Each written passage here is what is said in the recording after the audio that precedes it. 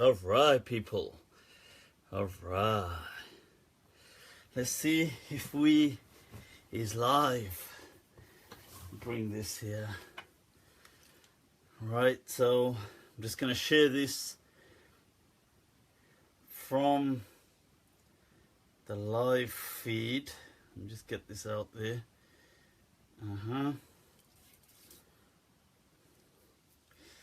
So, right, where is it? Right, let me just log into it. I'm just sharing this, getting it out there. So, okay. Whoa. Just un momento, por favor. Un momento.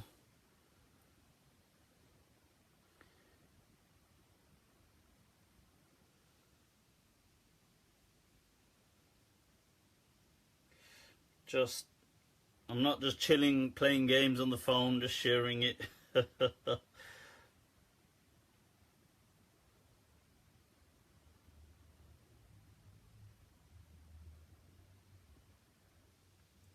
Okay.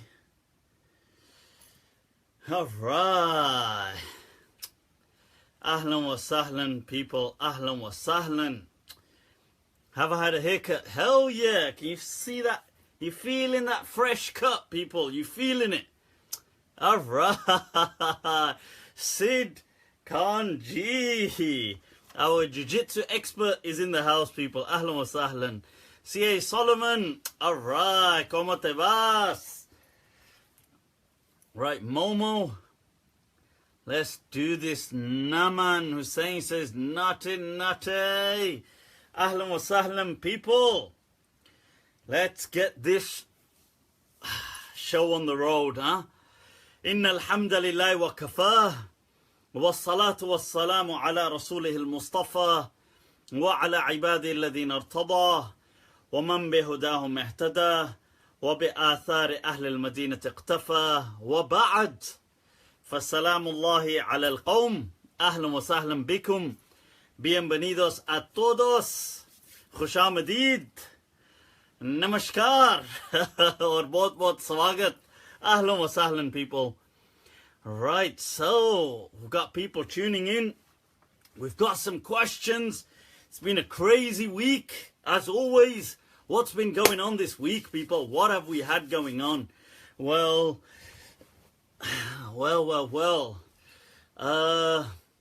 Donald Trump has felt that Obama is the founding father of ISIS. Well, that's interesting. Some interesting news. What else went down? Some conflict in the Middle East, as always. Very interesting. And right, Mawlid going down for all the for anybody that was celebrating that.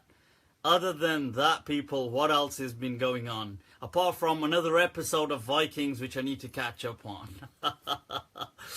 Right, so we've got a hell of a lot of questions coming in. You know the drill, people. I'm going to wait for some people to log on. I'm going to turn this silent. Yes, salam. Put this on silent, folks. I'll take it off Wi-Fi. My phone's right, just to take the load off. You know, I'm still not. My issues haven't been resolved with the broadband. I have changed provider, but it's going to take till mid-December for them to come and install and set up. So I've decided to go with BT now. So British Telecom it is, people. British Telecom. Right, so now just take a quick shot of that to wake up. Right, so whilst people are tuning in, ahlan wa sahlan, people. Ahlan wa sahlan wa alaikum assalam. You know the drill, people. Like, click, share. You know you're going to be tested. Was this one of the realizations of the verse that do people think and يقولوا آمنا وهم لا يفتنون, that they will not be tried and tested? Of course you'll be tested, right? So you got to click share. You got to share that live feed, get it out there. You got to click like. Whilst that's going on, I'll take up a question. Right. You know what would have been awesome to share? I haven't got it. Right. Is some of these kind of, I don't know if we can call them journals, but quick memos almost of Sheikh Ahmed al-Ghumari. Right, so Ahmed al-Ghumari was one of the great Hufaz of Hadith of recent times, I mean the last decades, from the great Ghumari family, and it's from the Maghrib, Northwest Africa, modern day Morocco. So, but his memos, if we can call them that, they've been collected by his student, Sidi Bou Khubza, but they are so hilarious. They're hilarious whilst not trying to be hilarious. So he will do things like when he speaks about people, boy did he have anger issues. He will really tear into people whilst it's being, he'll say, oh, I've got to actually read it for it to, but I'll see if I can pull that up.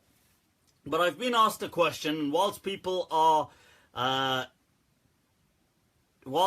tuning in and they're clicking like and share, right? So I'll take a mas'ala. I was asked a mas'ala actually, and it was interesting. I thought I'd share it from this book.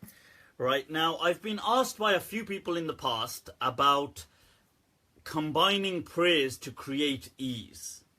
Now, I have highlighted that to combine prayers for ease, to create comfort, let's say, is permissible.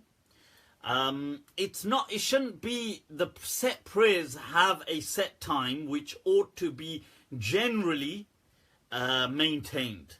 So somebody shouldn't turn it into a regular, just a habit or things like this. But should they want to, then that's like, should they feel that it's going to create ease, they can combine the prayers. That's Dhuhr and Asr can be combined. I'm not talking about shortening, I'm talking about combining the prayers. And they can be, and Maghrib and Isha can be combined. This was the understanding of the great student of Malik, Ashhab, right, who was a don in Maliki fiqh, by the way. Yes, that's not allowed according to, according to the Hanafis, you can't combine categorically. And in fact, they feel it's a major sin. Well, thank God we're not Hanafis. Right, so according to the rest of the madhabs, you can combine, but they all agree that you can combine based on illness and things like that, or if you're traveling and stuff like this. But what about just if you're not traveling, you're not ill, but to create ease? So what if somebody said, look, I'm going to work, I won't be able, it's going to be awkward and difficult, let's say, or if a doctor was going into surgery, I suppose that's an important thing. But let's say somebody couldn't really leave a particular lecture, or they were having an exam or something else, or even more on a lighter note, let's say you're going out today, like I'm going out somewhere, I'm going with some friends, but I know that the salah is going to be awkward. It's going to be difficult. Can I combine? So let's say you're just going to... I was going to come up with some suggestions, but I thought I'll just get more blacklisted than I already am. On that note, click like, click share, people. Come on. Be tested. Be tested by the Lord. Allah. You need to stand steadfast in your faith, people.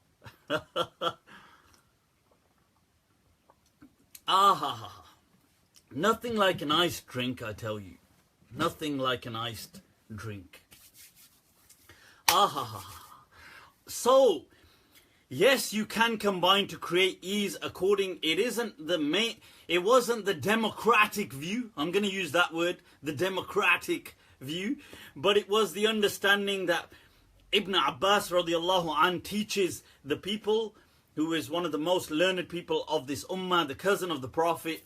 And he says that when he was giving a lecture, he was just giving just a speech.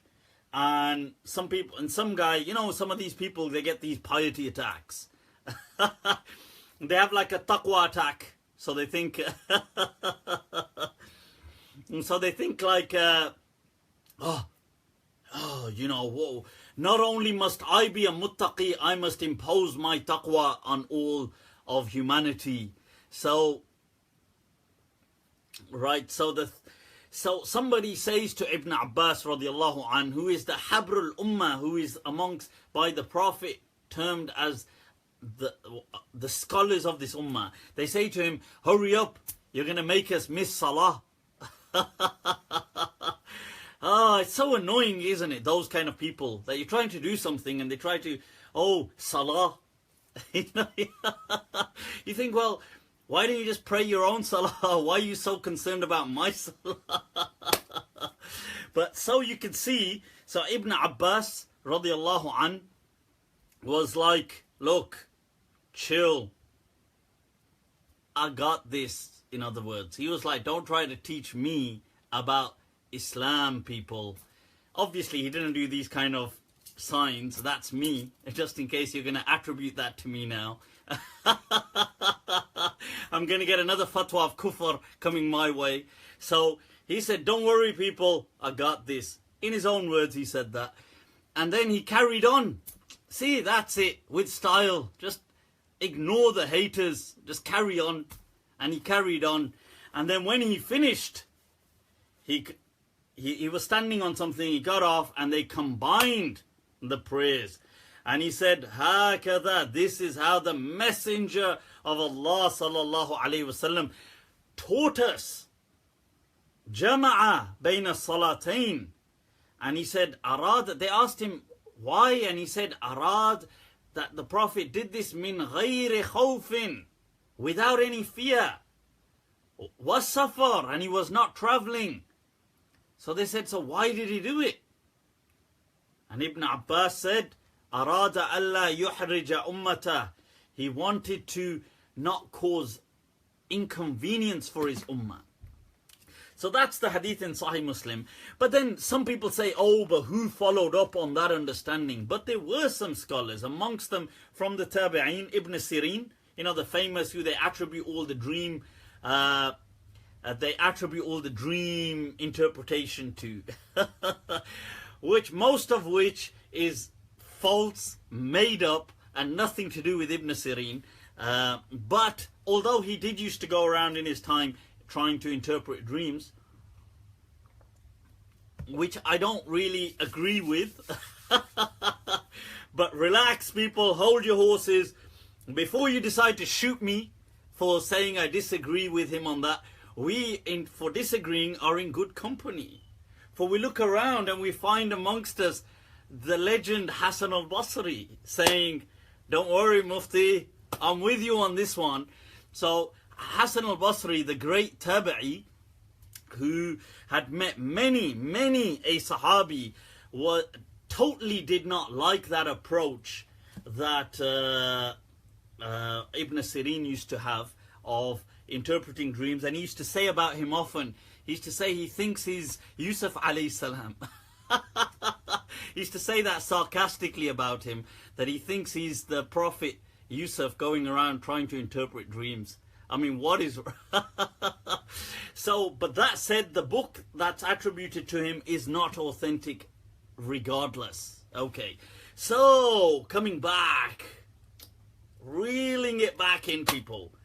Right, so Ibn Sirin was of that understanding, and the legend, the dawn of the Malikiyah, Ashhab, was of that understanding. Now, in the past, when I mentioned this, some people said to me, that, oh, some people, alaykum as-salam, people, ahlan wa sahlan, oh, shukran, compliments on the hit, shukran, shukran. People click like, share the live feed, get it out there. Right now, right, so Ashhab, when I quoted this in the past, people said to me, oh, but you're misrepresenting Ashhab. You're misrepresenting the Malikis. Relax yourselves, people. I am not misrepresenting the Malikiyah. I'm not misrepresenting Ashhab. And if I have misrepresented him, then أتمثل بقول الشافعي فتلك سبيل لست فيها بأوحدي. Then that is a path I'm not on alone. Many other Don Malikiya have also had that understanding. Now, so just to show that, I thought I was reading through the Nawazil of Sheikh Wazani, and I've spoken about this book before. This is a collection of sorry, I take that back, of amazing fatwa that have been compiled by Sidi al-Wazani, right? Somebody who passed away less than a century ago, and he really collected current issues that were going on around his time and put them together in this book known as Al-Ma'yar al-Jadid. But in here, it's interesting that he quotes, he has an interesting, he quotes, he says, Mas'ala fi Nawazil ibn Hilal wa Nassu. And this is the text. He says this is a fatwa from the Nawazil. Nawazil are those current everyday fatwa which are happening, issues as they're arising. So some people compile them together. So he's quoting, and he says, وَأَمَّا الْمَسْأَلَةَ الَّتِي حَكَاهَا الْحَافِظ ابن مرزوق عن ابن عرفة رحمه الله أنه حكى عن بعض أشياخه.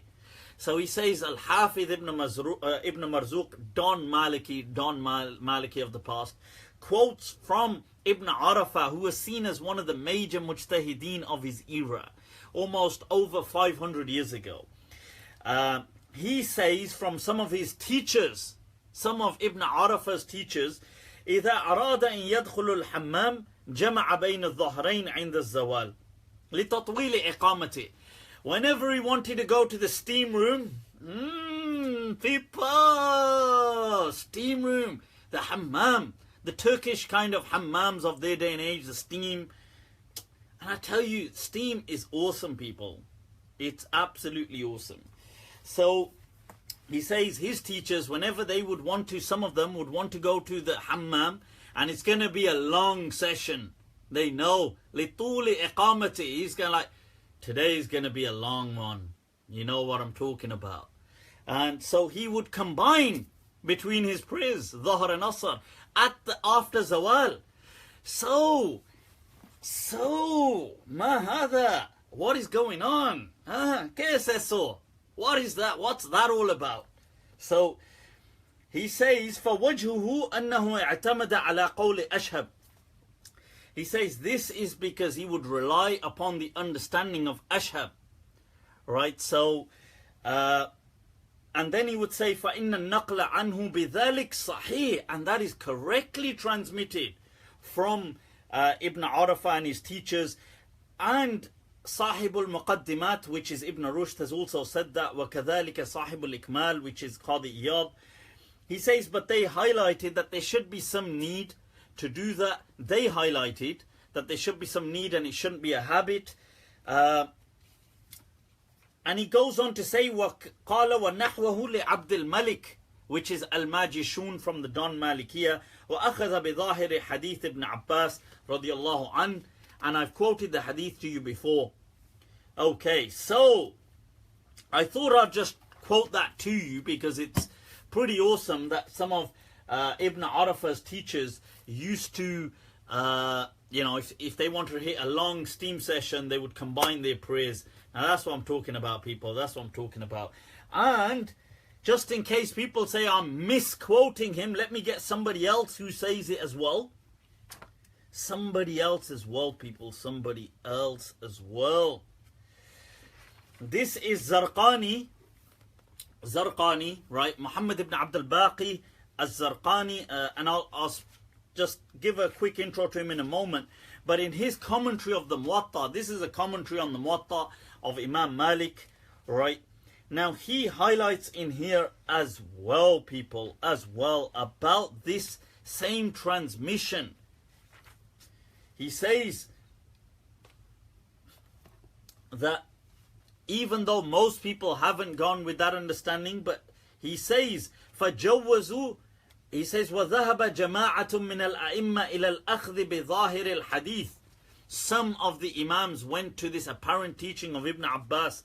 فَجَوَّزُوا الْجَمَعْ فِي الْحَضَرِ لِلْحَاجَةِ مُطْلَقًا. So as long as there was a need, you can absolutely, categorically combine. لكن, he says, بِشَرْطْ أَلَّا يُتَّخَذْ ذَلِكَ عَادَةً. He says, as long as that is not a habit. وَمِمَّنْ قَالَ بِهِ. And who said that amongst them?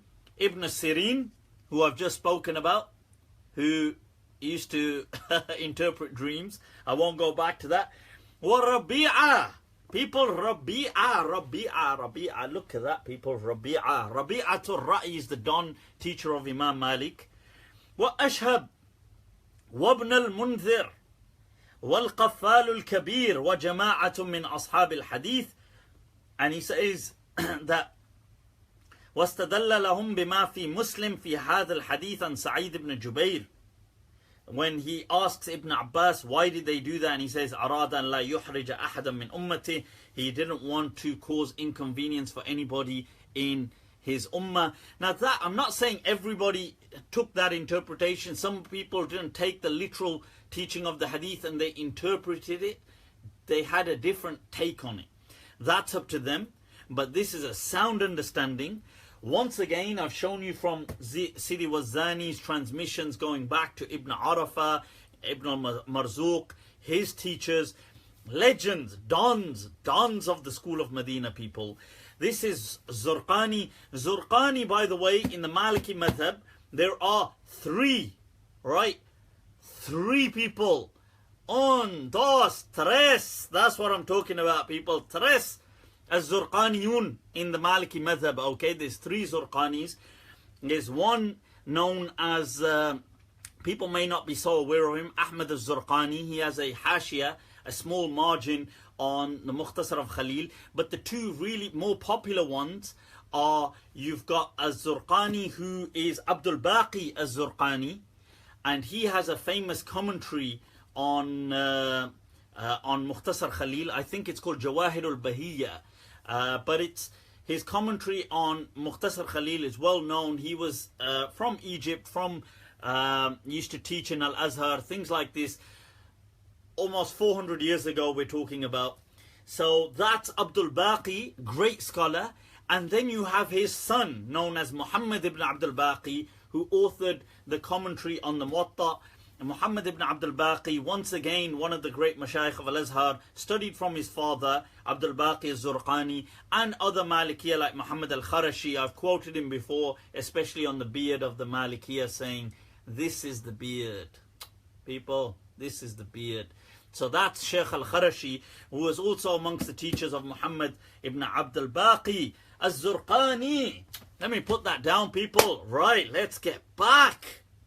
So that I thought I'll give you guys a little intro. Right, let's now see what's brewing, people. Mada yahduth. What's going on? Right.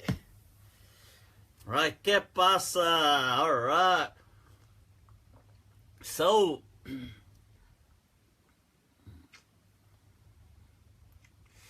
right, so, yes, the hadith I've highlighted, if there's a need or if you feel inconvenienced, you can use it. Right, what other questions? What arm circumferences do you have? Not enough, man, not enough. See, this, it's whatever you do, you're always like, oh my God, I'm losing size. Oh my God. These are the pangs, these are the suffering that we have to go through for working out, people. Imam Hassan is in the house. Ahlan wa sahlan. Imam Hassan. Right. Alright, give us your ruling on stoning. Kiran Bashir saying, can you celebrate Milad? Right, well, I've answered on Milad last week at great lengths. I have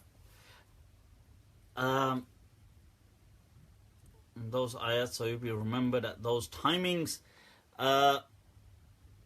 Instead of the hadith, ahad and the opinions. Right, okay, just touching up on that question, and then I'll come to the other ones, because it's still linked to the salah. Look, I'm saying what the Prophet taught, right? First of all, inna salata kanat ala al-mu'minina kitaban mawquta. It was set out.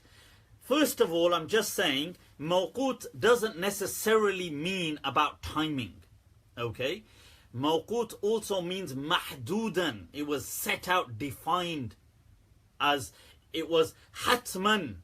So wujuban, mahdudan. So this is what the verse actually means in that sense. But then also salah has timing. I'm not saying the timings are useless. I'm saying what the Prophet taught, that look, should you be in a situation, you don't need to make that a daily habit. Don't make it a daily habit. I've already said that. But should it create ease, then you can combine. Yahi to bole hain hum. If you'd listen, I'm saying if it'll create ease, at some point, like you're going out somewhere, you're doing something, you can combine. I'm not saying you have to do that every day. Don't do it every day. That's what I'm saying. So it still falls within that set time. Okay? That is still kitaban mawquta, because Asr time is still Dhuhr time as well, according to the Maliki madhab. And Maghrib and Isha, because these two times overlap. You have Waqtul Ikhtiyari and Waqtul Daruri in the Maliki madhab. So anyway, moving back to the question, Milad I've answered before last week. Please check what I've said in last week's episode. I did highlight that, look, it is an innovation in Islam, but those who want to do it, alhamdulillah, as long as they're doing good, you shouldn't really condemn them. Those who don't want to do it, you shouldn't pick on them, right? Each to their own. The only thing I'm against is these kind of processions, marching through the streets, ranting on to other people. I don't like that kind of stuff. And I'm also against this horrible, awkward green that people have chosen, which they decide to just light up and just stick all these horrible, the shade of green they choose. Anyway, right, so where we at, people? Where we at? Right, pint of Coke with ice. Hell yeah. Hell yeah, people. Hell yeah.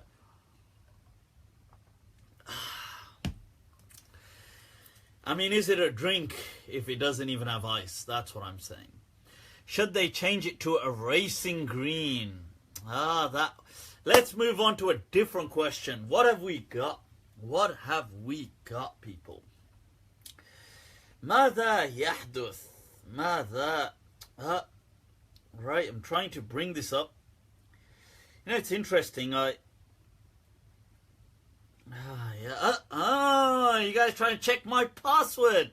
Natties. Oh, there's an interesting question that comes to mind.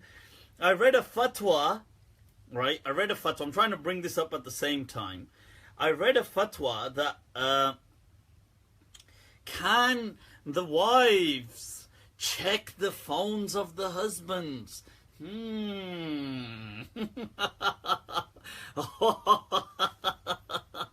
Hell no. Hell no. Why would they want to do that? Right? Why on earth would you want to go through why would a girl want to go through a guy's phone? That would be like, it would just be the most disgusting thing she could ever do. Hell no, people, hell no. I second that fatwa. Absolutely haram. Haram. Talk though, it's haram. Over and done with. Now, on a serious note, they shouldn't, right? So let me just mix some of my drink a bit here, yeah. Kuch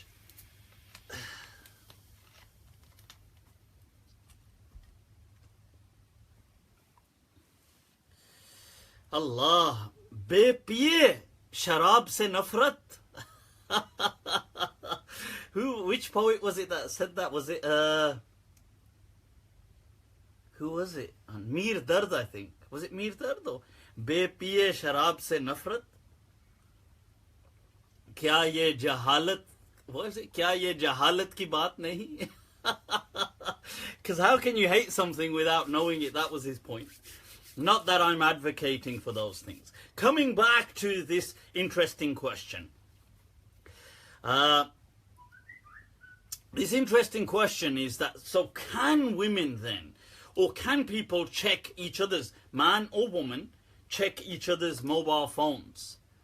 Right? Somebody goes, harami. Somebody, huh? Yeah? Kya? Harami? Hum? I'll have to check that. As far as I'm aware, I think I'm a halali and my parents had a nikah. But now that Imak, maybe you're putting doubt in my heart, I'll have to go check that nikah certificate. Life will never be the same again, knowing. Right, so now the question is, coming back to this about coming back to your father Poki Harami, Naveed Sultani, I'm Afghan, your father Poki Harami. Right, there's quite a bit of foul language going on, huh? I like it. Trust me, I am slightly acquainted with this foul language too. But off air. Blacklisted as it is. Ab kahe ko badnaam karte ho? Right, so coming back to this mas'ala. Right, no, I don't believe you can check. I think each person has a right to their own privacy. Give a person their privacy, people. Give a person their privacy. Let them have a private life.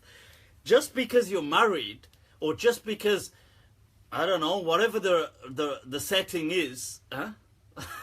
No, I mean, it could be other families, it could be siblings, it could be other things. Not in that way, you sickos.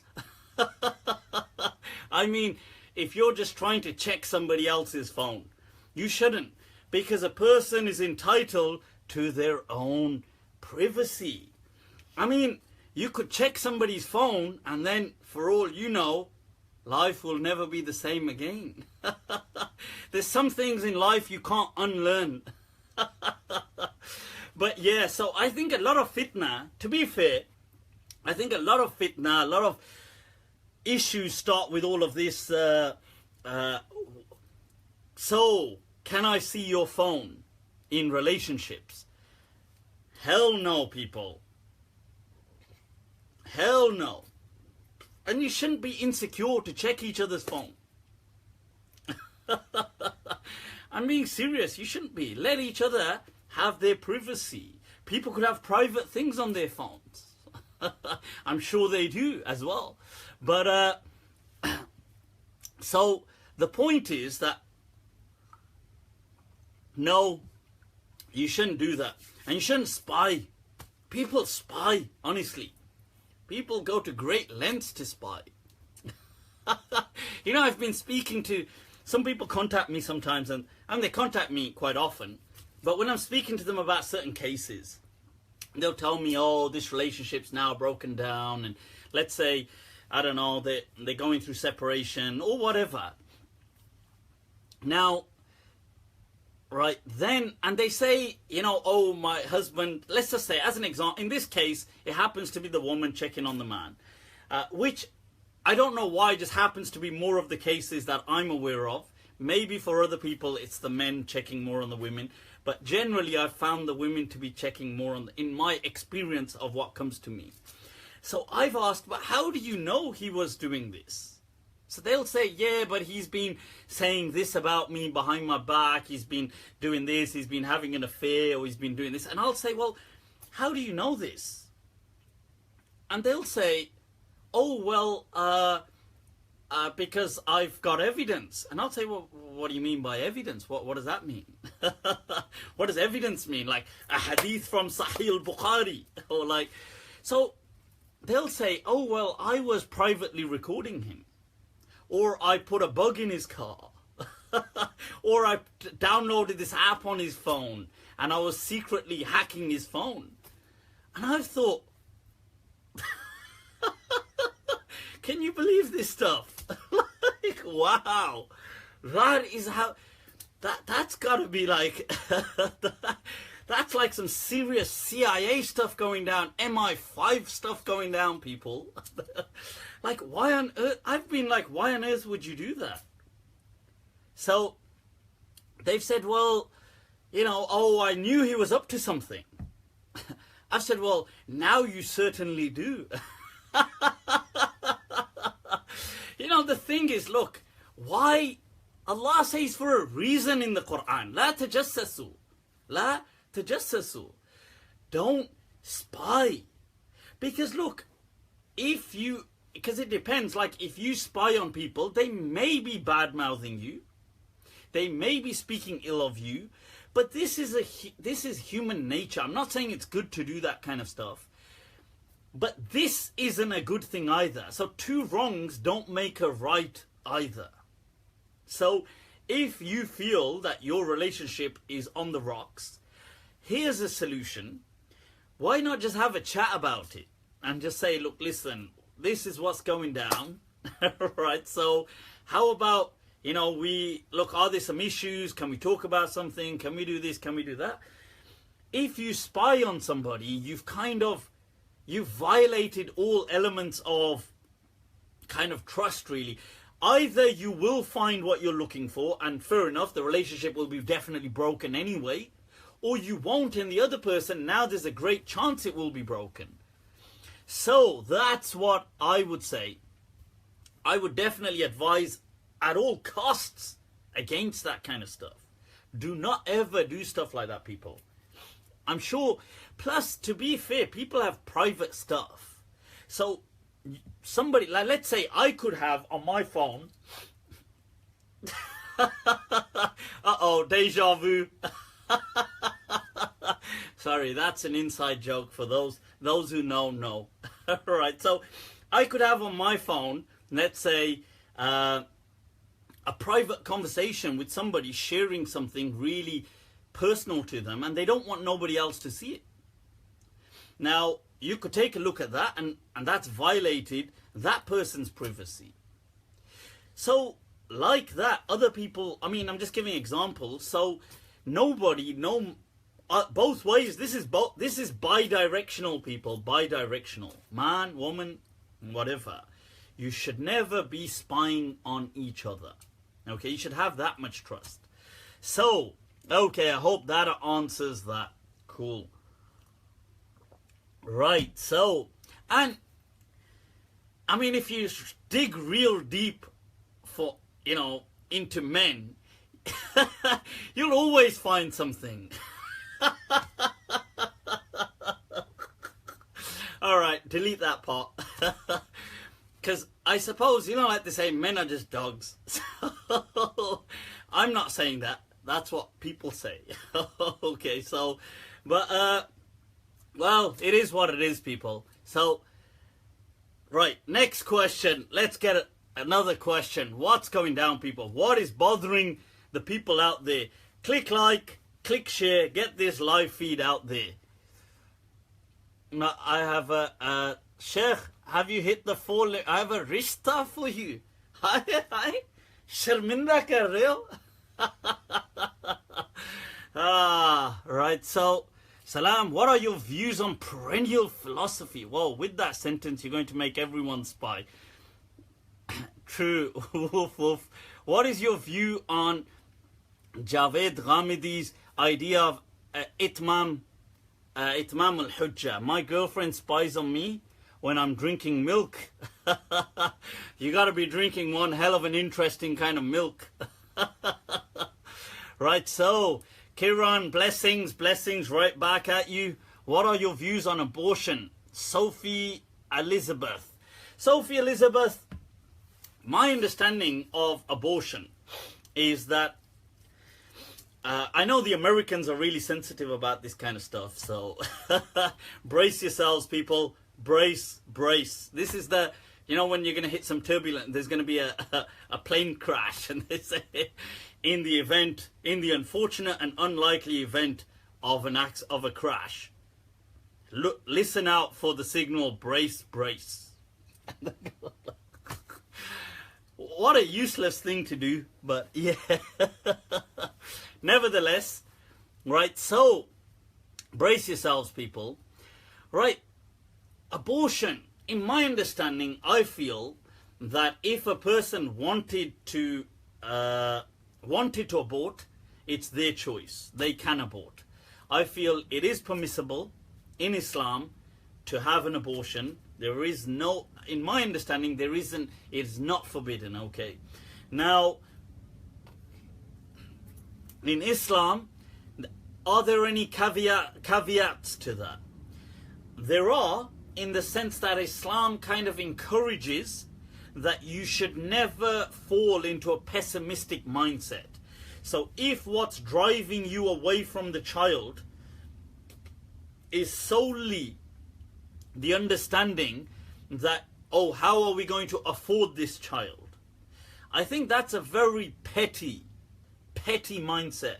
And I have to say, I don't know if it's more just, is it more just a Gora thing?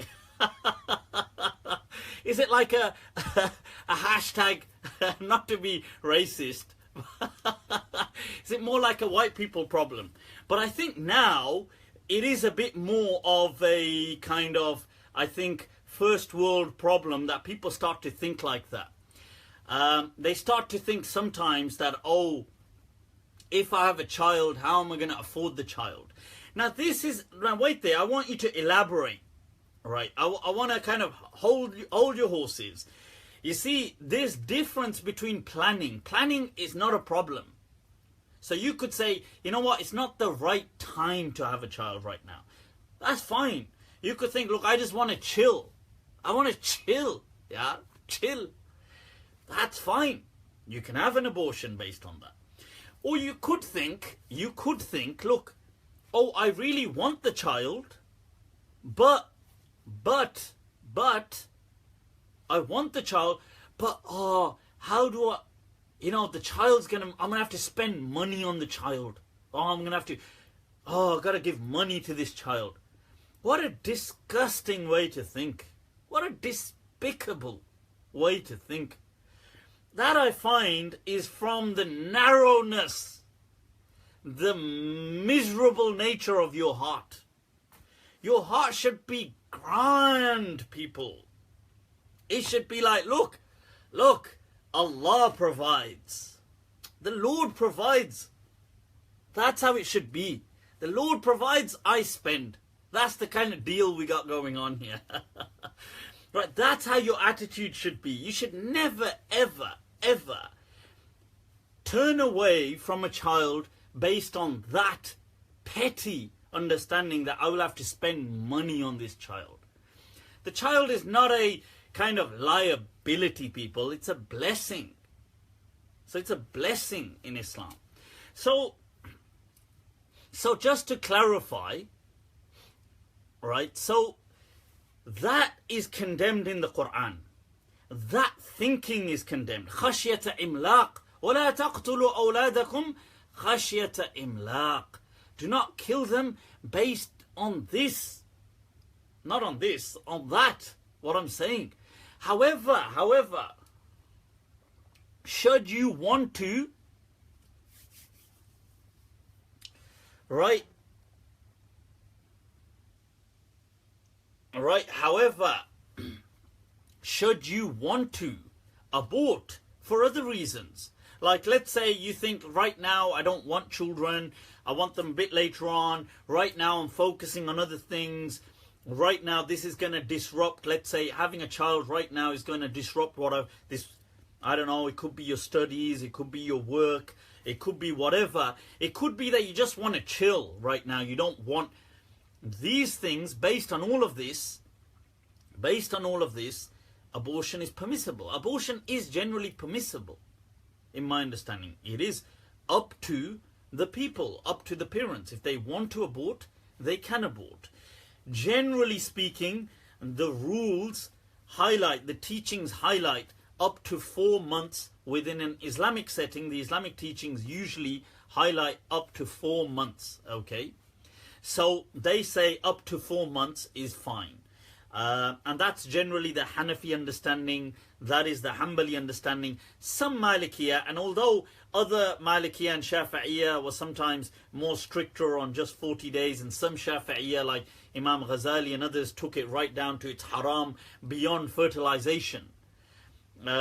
Which obviously I completely disagree with that understanding. My understanding is it is permissible. Okay, so that, and in the UK, I know this is like a big deal from in America amongst even, this isn't a religious thing, just Americans are really sensitive about these things. In the UK, I think people are just chilled. UK, their attitude to life is just like, yeah. America, they're like, whoa, you say death to a fetus, death to you, goddamn, attack all these abortion clinics, gun them down, people. Whoa. That's taking it to another level. But this is permissible. What about beyond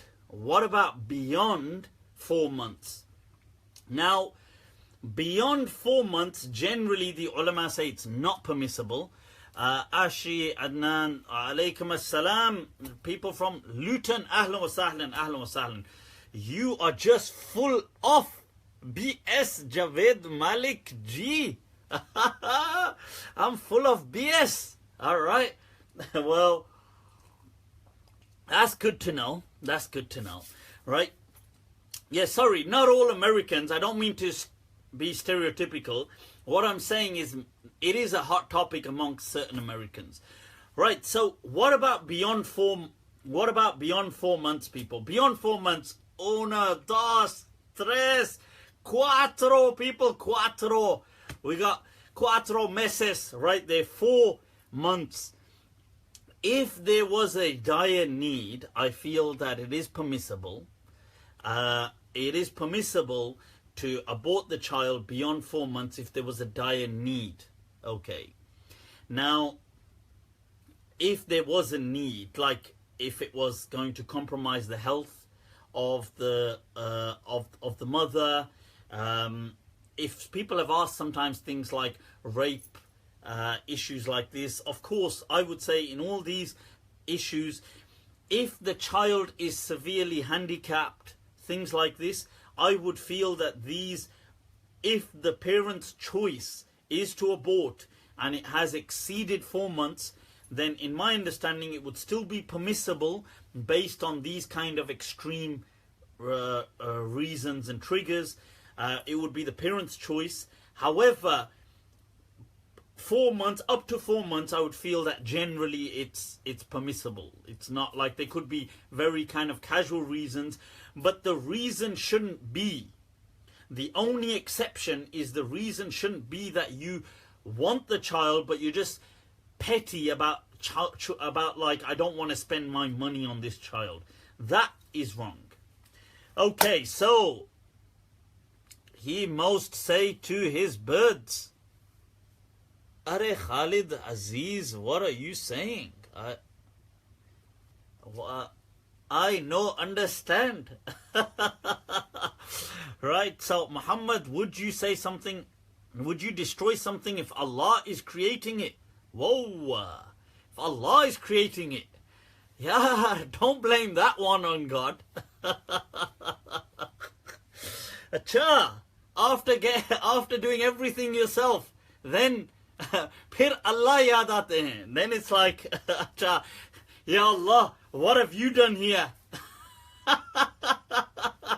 After going at it yourself, chilling out. Then you're like, Ya Allah, what have you done here? What have you created here? Right.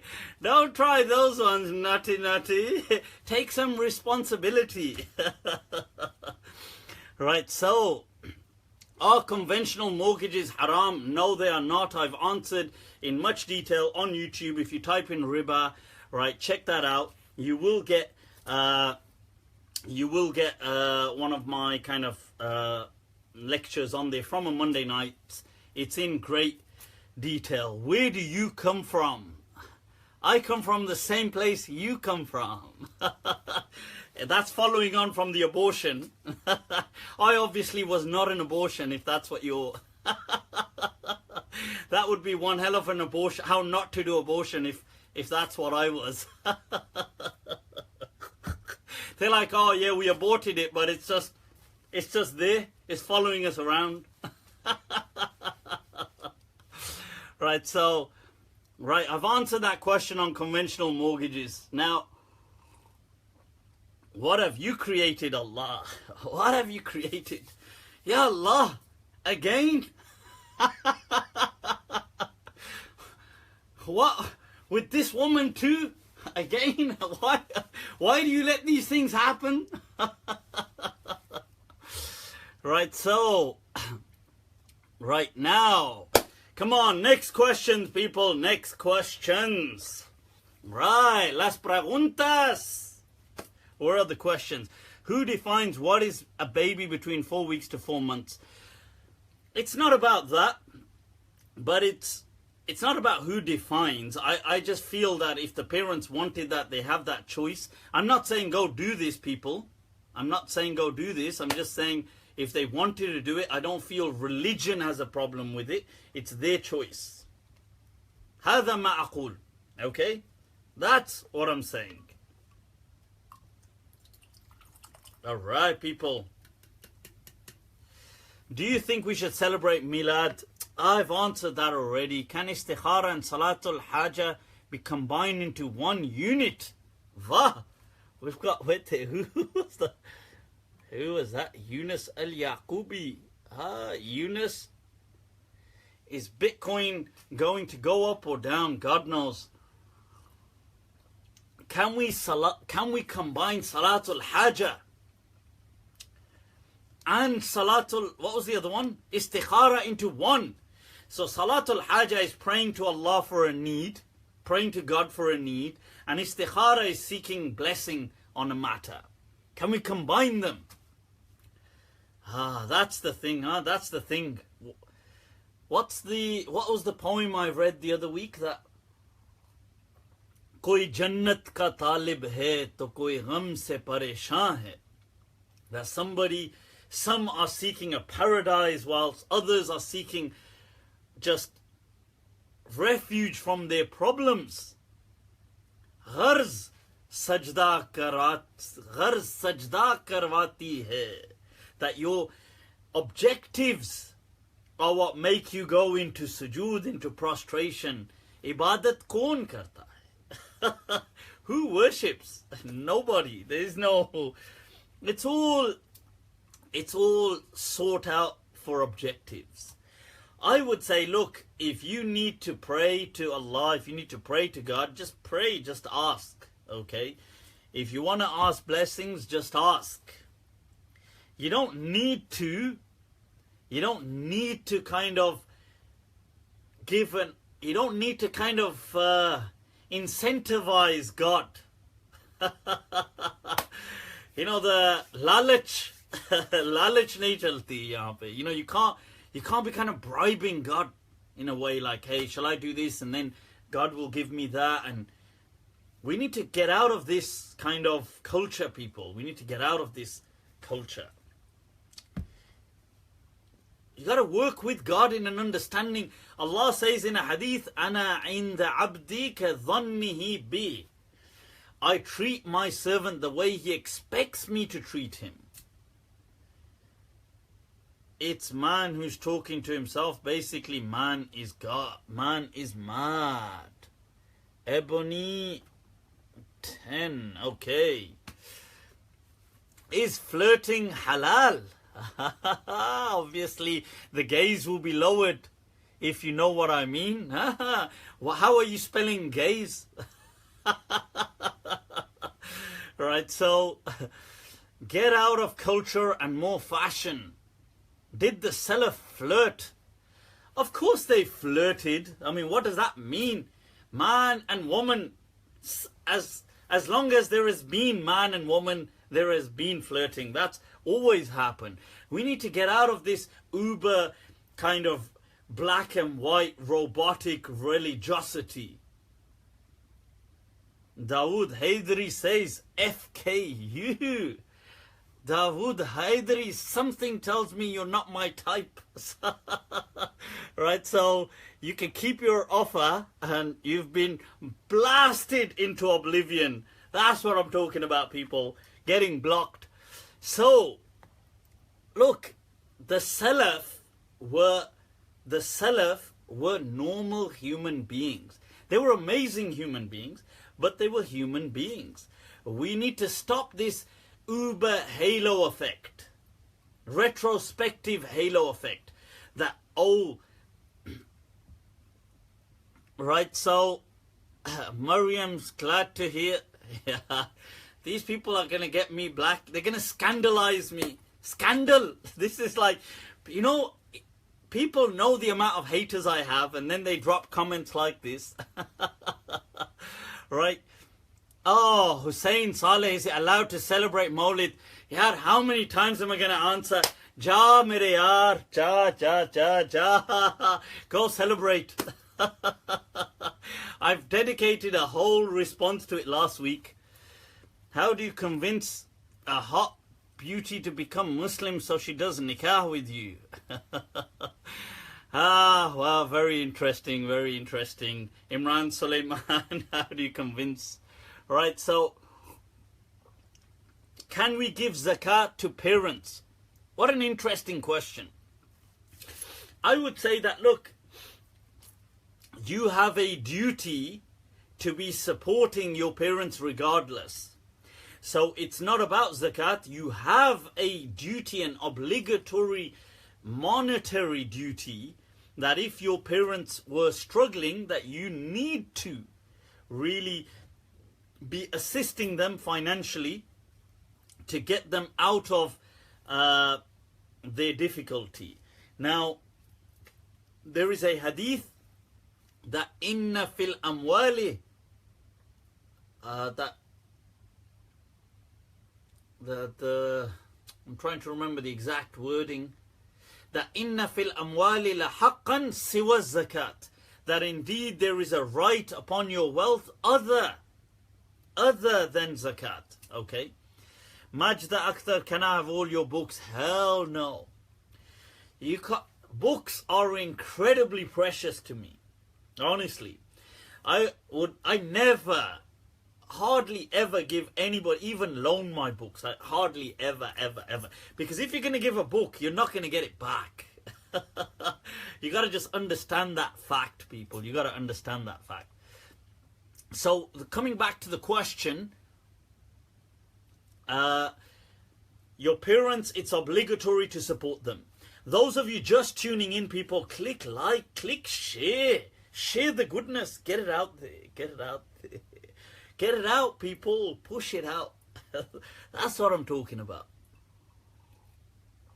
Hell yeah. Spread the goodness. وَتَعَاوَنُوا عَلَى الْبِرِّ وَالتَّقْوَى. Look what Allah says in the Qur'an. تَعَاوَنُوا عَلَى الْبِرِّ وَالتَّقْوَى. It's good things. Get them out there, people. So does the iddah period change? Javaria.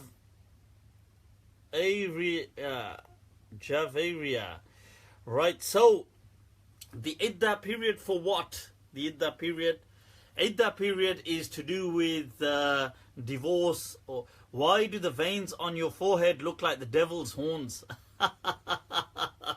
That's because I am the devil incarnate, people. Beware, beware. Ab kya kare? This is how God sent me. What can I do about it? Huh?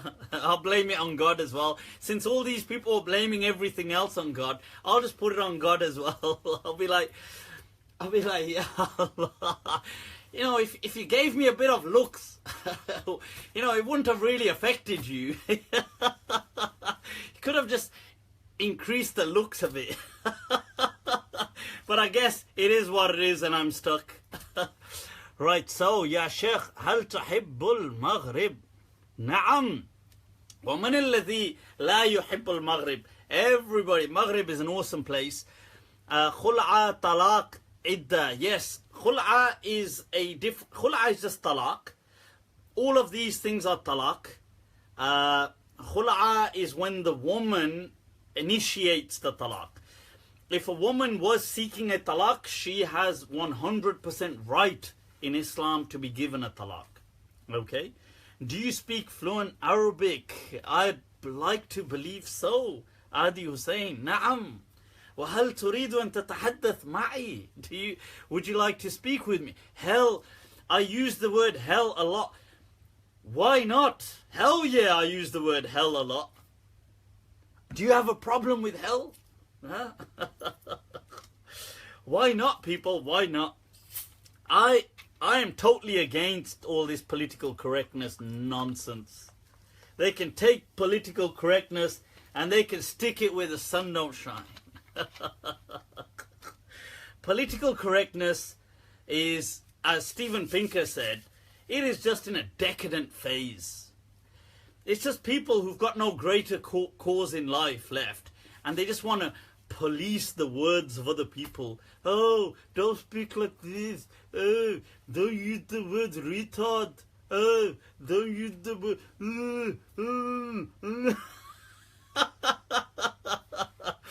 Get a life, god damn it. Right. I don't have time for people like that. What do they call them? The passive, regressive, I don't know, whatever, this kind of impositionist, linguistic impositionist people. So, sorry, I'm just speaking my mind, people. I'm speaking my mind. You need to speak your mind sometimes. Live a little, right? So, as I often say, what's life if not lived on the edge? And believe me, that's got me in trouble on quite a few occasions. But it's okay to laugh about it afterwards. Obviously, when you're going through it, it's not as fun. But right, does the soul have a physical form? That's an interesting question. I don't personally believe it does. I don't believe the soul is like a, like a ghost spirit. Although some people have believed that, some Muslim theologians. There's no evidence about any of this from the Qur'an or Sunnah or anything. In fact, in the Qur'an, Allah simply refuses to explain it to us in the sense that you will not be able to grasp this, especially the early Arabs. Right, so Allah says that يَسْأَلُونَكَ عَنِ الرُّوحِ, they ask you about the ruh, that say this is from the command or the matter of my Lord, however you want to understand amr. And then Allah says, وَمَا أُوتِيتُم مِّنَ الْعِلْمِ إِلَّا قَلِيلًا, and you have only been given just a small amount of knowledge. I've kind of felt, what if the ruh is this kind of consciousness that we can all kind of tap into? What if that consciousness that connects is actually what if it's something that we're tapping into and it's not something that's in us? I don't know. I mean, that would be an interesting thought. What if, like at a quantum level, we connect with it somehow?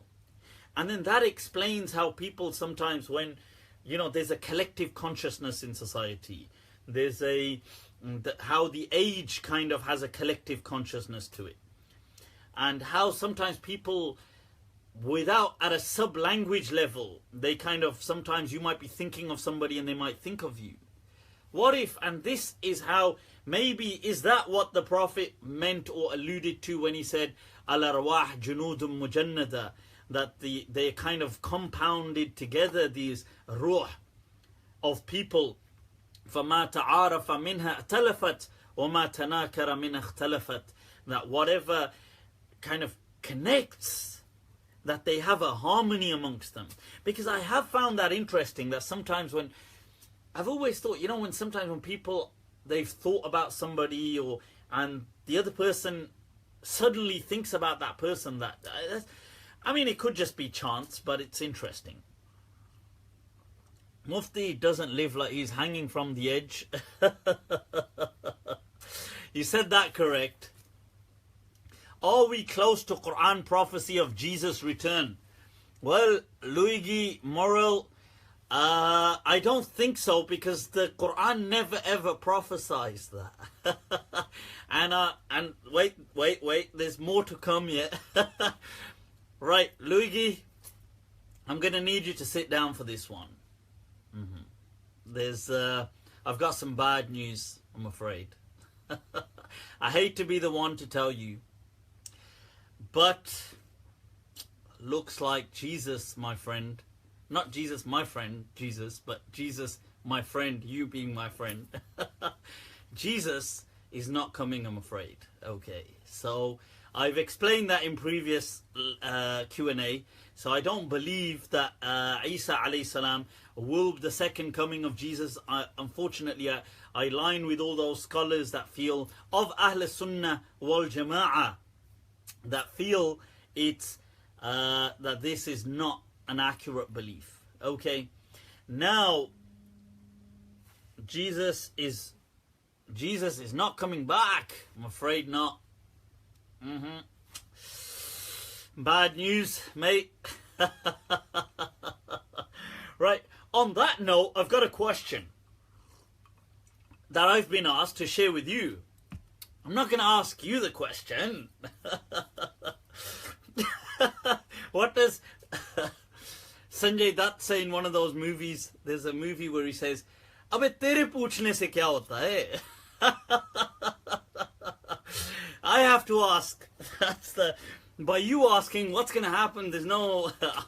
I need to ask the questions. Right, so, who are the so-called scholars that denied the Jesus thing? I've mentioned before many of them, of Ahl Sunnah, key names like Sheikh Muhammad Abdu, the great Mashaykh of Al-Azhar, Rashid Rida, Sheikh Mustafa Al-Maraghi, Sheikh Mahmoud Shaltut, Sheikh Rashid Abu Zahra. You've got other people followed on, Ustad Hijazi, other people that have kind of gone with that understanding. They've all said that according to the correct research, Jesus will not be coming back. But what I wanted to speak about was, some people say, well, the Qadiyanis also say that. What is of our understanding? Luigi Morel asked, is someone else coming? Well, I've heard it said, Santa Claus is coming. But I won't hold my breath on it, but maybe, besides Santa, I'm not sure who else is coming. We've got to take responsibility for ourselves, people. We've got to fix ourselves. We've got to stop this messianic vision of a Messiah will come and he will fix us.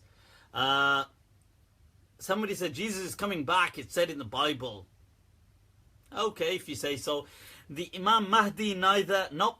Imam Mahdi neither. And I've answered that in my previous. You are laughing. Why are you laughing like a Iblis? Huh?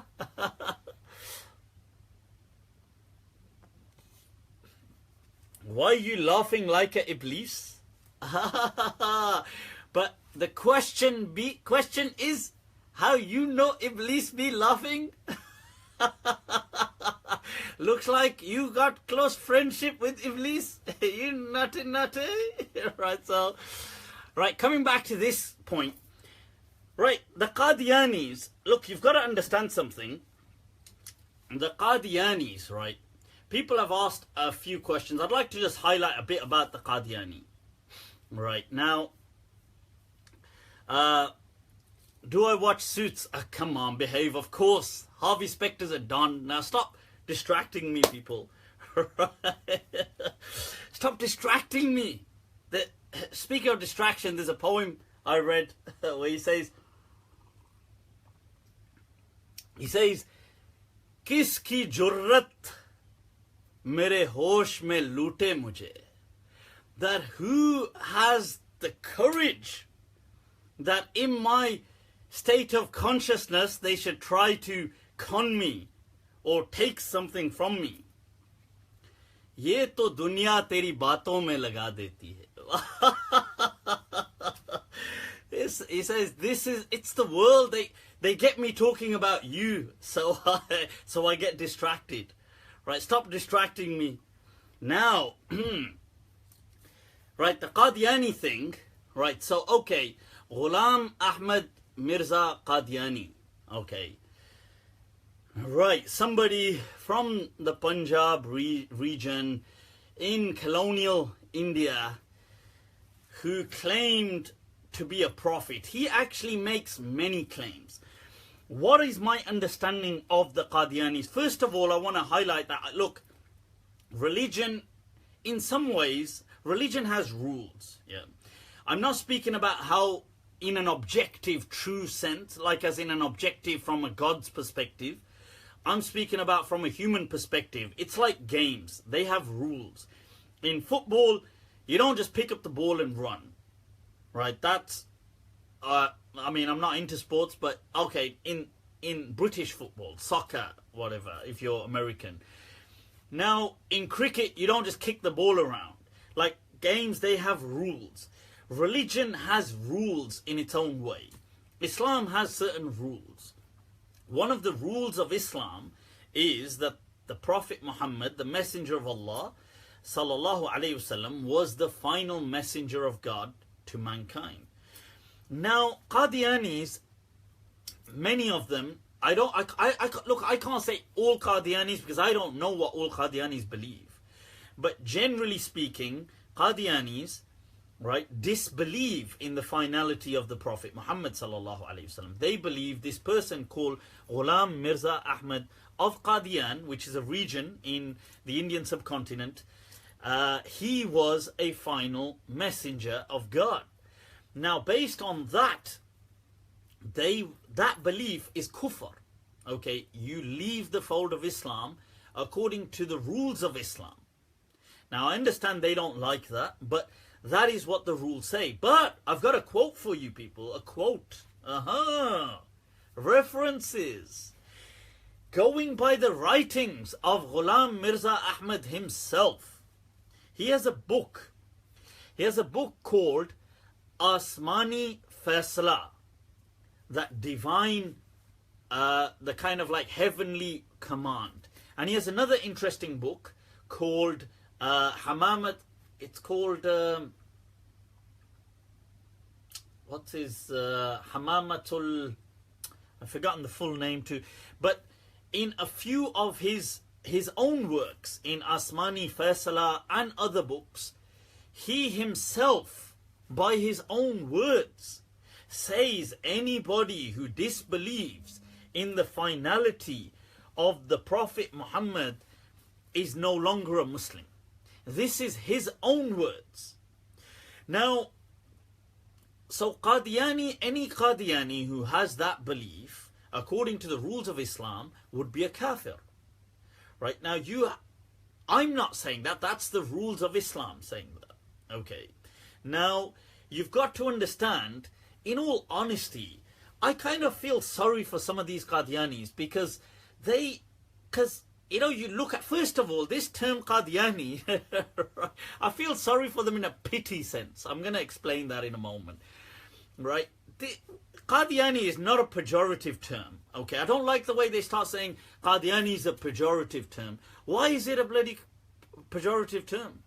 Yeah, if you break a word and use it in a denigrating way, like let's say Pakistani, you start saying Paki, Paki, Paki. Now that's used, it's pejorative, it's seen as racist. Fine. Ghulam Ahmad Mirza is from Qadian and he used to refer to himself as Qadiani. Because it's from somebody from Qadian. That's like saying British. Oh, British, American. You know, Londoner. Why is that a pejorative term? Stop this nonsense about this being a pejorative term. If you're a Qadiani, you're a Qadiani. Own it. There's no, you know, I mean, you've been short-strawed as it is.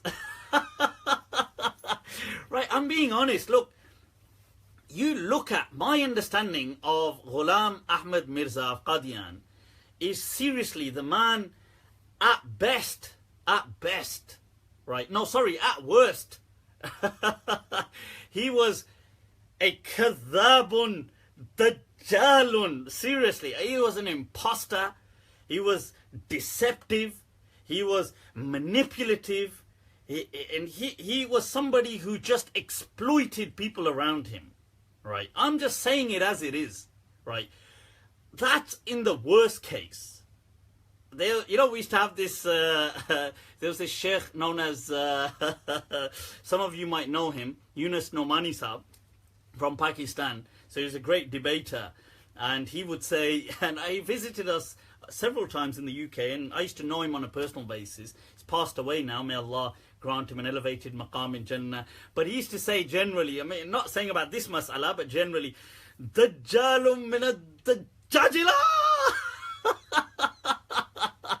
Right, so the point is that, look, this is the understanding, right? So he was at worst, this is what he was. He just misled people around him. I'm just saying it as it is. Best case scenario, I'm being honest. Look, best case scenario, he was mentally retarded. Right? I'm not trying to be rude. Right? I'm not trying to be rude, but he was. Either it's one of those things. This is what it was. How on earth did he think he was a prophet from God? Right? Now, look, and he goes through several stages. He goes through several stages. Right? He begins by saying, he doesn't, in fact, I think there's 12 layers. I like how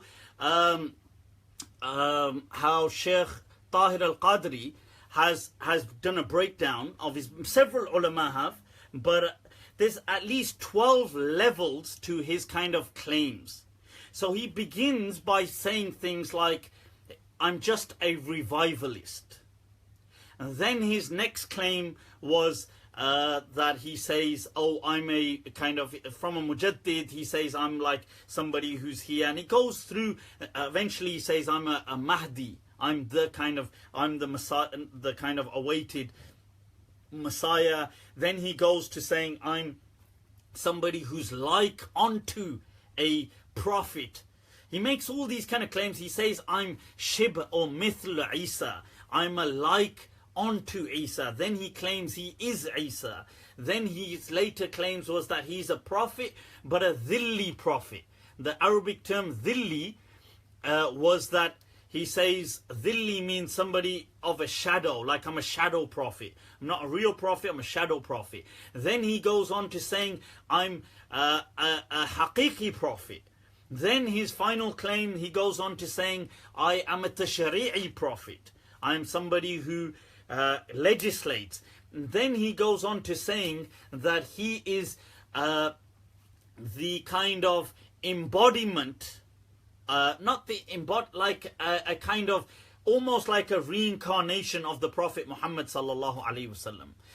And this is over several years of his life. So he doesn't begin with that. He begins with just like, and it was a kind of gradation, these kind of grades. Now, I seriously think that it was at best he was mentally kind of disabled, and he had some kind of mental issues. At worst, he was just a dajjal, an imposter that was misguiding people. And worse than him, I don't feel sorry for him necessarily, but I do pity his followers. Because what on earth are you following him for? I swear. I mean, I feel sorry that if they were born as Qadiyanis, but I would seriously just... I mean, if I was born a Qadiani, I would immediately apostate. Because it's, come on, it is sad. Like, you've got to see, this is poster that's gone up of him in Scotland. So they've stuck up a poster saying the Messiah is coming. I mean, behave. That photo in itself is an argument for why photos should be haram. Seriously, so look, so Qadiyanis have got, look, their belief, unfortunately, look, the person himself, by his own wording, anybody who believes what he later on went on to say has left the fold of Islam. That's by the rules of Islam. Right? I'm not dictating that, I'm just reiterating that. Now, I feel sorry for people who are kind of born like that. I would advise them sincerely that, look, please, don't get caught up in this kind of pride. Just with reason, just look at what you're following. Just come to reason about it, that's all. This is, the Qadiyanis are, they like to call themselves Ahmadiyya because they say Qadiani is a pejorative term, which I disagree with. I don't think it's pejorative, right? So, now, I would say, look, just reason. Come to think about what you're saying. And their belief has nothing to do with this, the Jesus. People said, oh, they also say Jesus is not coming. Yes, but that's got nothing to do with when I said that I go with all these scholars who say Jesus is not coming. They said Jesus is not coming because they said Ghulam Ahmad Qadiani is coming. So he is the Jesus. He is that. That's why they said Jesus isn't coming, because he is here. Obviously, that's nonsense, but what him saying that has got nothing to do with all the ulama of Ahl Sunnah who have said that. So just to clarify that, okay? That said, people, so if people ask, and I want to highlight something as well. See, look, that said, I do disagree strongly with the persecution of Qadianis and stuff like that, or other people, any kind of religious minorities, or irreligious people, or atheists, or anybody. I disagree and condemn persecuting people over beliefs, attacking them, making their lives miserable. I still stick by my word that I think that the Pakistani kind of government and people overdid it in kind of making the Qadianis a bigger deal than they were, and therefore caused the reaction and empowered them inadvertently by doing so. That said, I also do condemn what a lot of Qadianis are doing in our recent days and months and these past 1-2 years in light of Islamophobia. They seem to be jumping on this bandwagon of trying to declare all Muslims as extremists to gain sympathy. I think that is a cheap shot. That is a low blow.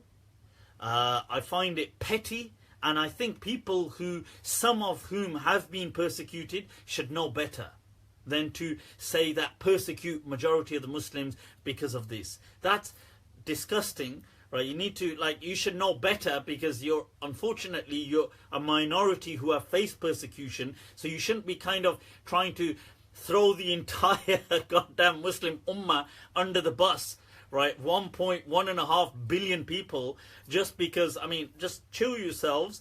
Look, I'm all with you on the fact that extremists should not be tolerated. I'm all with anybody who says that. I do believe, and I openly say, that to tolerate extremism is to betray Allah and His Messenger. But don't do a cheap shot in seeing that, look, the tide is against Muslims and let's jump on this bandwagon and throw the entire Muslim ummah under the bus just because they don't like us Ahmadis or Qadianis.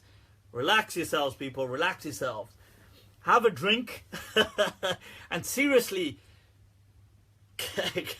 throw this Qadiani nonsense thing out the window. Wake up, people. Reason, reason, reason. Allah gave you an aql. There's no way on earth that man was... Anyway, I'm going to leave enough. That's enough. That said. Right, let's move on to another question. Alright, people. Those of you just tuning in, click like, click share. Share the live feed, people. Get it out there. Get it out there. Right, I was asked a question today by our local by Birmingham, by amongst Birmingham's finest. Allah. Those of you that know Jahan from Birmingham, he's often giving insights on political kind of matters, especially related to things like terrorism and counter-terrorism. He's like a kind of news analyst.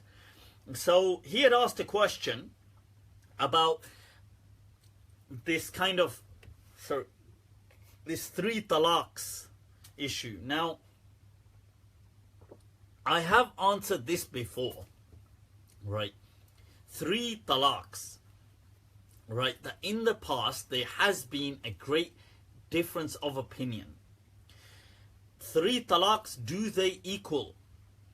Like, if somebody gave 3 talaqs in one go, is it over forever and ever? Or is there room to reconcile? Now, first of all, just very quickly, I've said it in the past, no point going over. No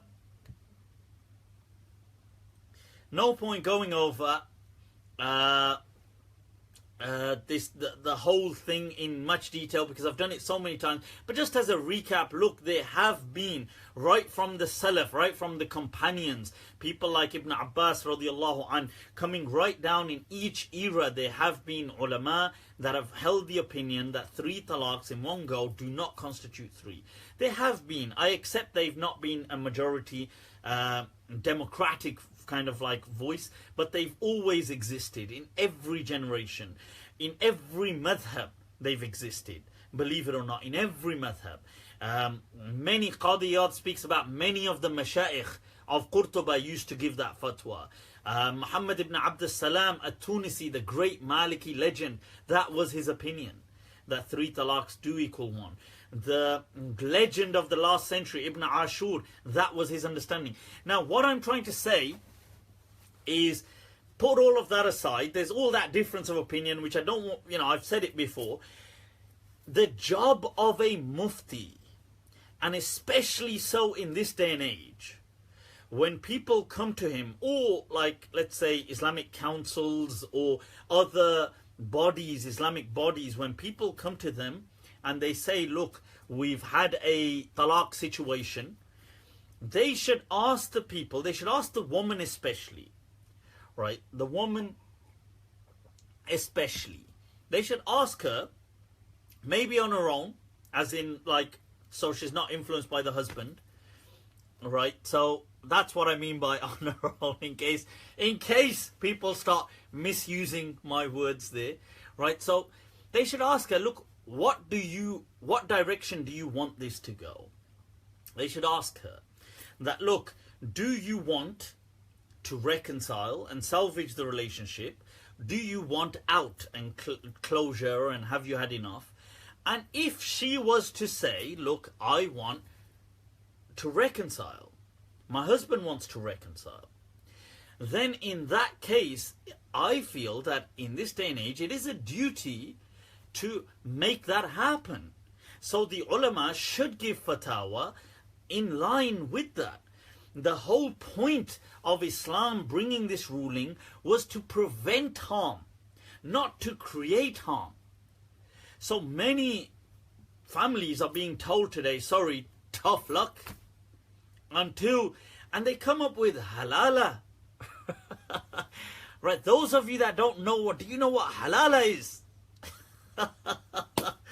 Those of you that do not know, right, this is Pandora's box, people, Pandora's box. So halala is the Urdu word for, in Arabic I suppose they could call it tahleel, but tahleel in common Arabic means to analyze something. Right, so now what that is people say, oh, if you've given 3 talaqs to a woman, to marry her again, she has to have a marriage contract with somebody, and then she has to have sexual intercourse with that person, and then that person will divorce and she'll come back to you. That is absurd. That, like, to make her halal. Obviously, it's an incredible job for the muhallil, the kind of guy who's running the halala office. It's his like dream job. He's like, I'm just here to make sure everything is halal. That is nonsense, people. And people tell this to the couple. They'll say, oh, there's no way that you can be halal for one another unless you do a halala. And that's gotta be crazy. And then some people, they're so desperate, they say, okay, let's do a halala. Can you imagine if the husband accidentally got up and he thought he's the one who's got to do that with the Imam Sahib? He goes, okay, come on then, let's do the halala. Qari Sahib. Right, so that's right. So the thing is, this is utterly unacceptable. It turns the religion into a joke. What they ought to do is they ought to say that, look, whatever, by any means necessary, they can find any fatwa. There's plenty of fatwas to make room, to make space, to kind of facilitate. And that's what these people ought to do. Okay. Right. So, yeah, otherwise, yeah, somebody's saying, Zebi Khan is saying he wants to become a muhallil. Hell yeah. Amen to that. Dua karo. Sab dua karo. Go. Hello. You're through to Muhallil Services. Please, press 1. Imagine there's a choice. You go onto like a website and you can choose the muhallil.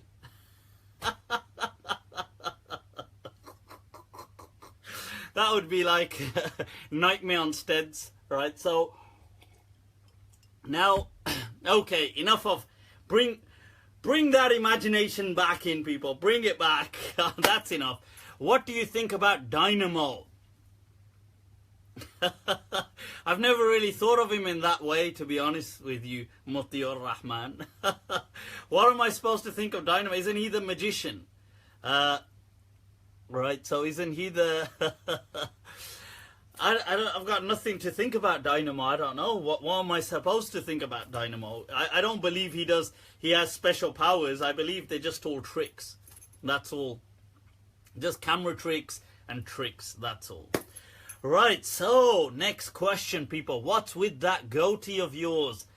No likey? No likey, Ashiyadnan? Goatee? Goatee's slick. I think goatees are cool. Super cool. What's so funny, Sheikh? Sobia Khan is asking. You tell me. Right, so what's the next question?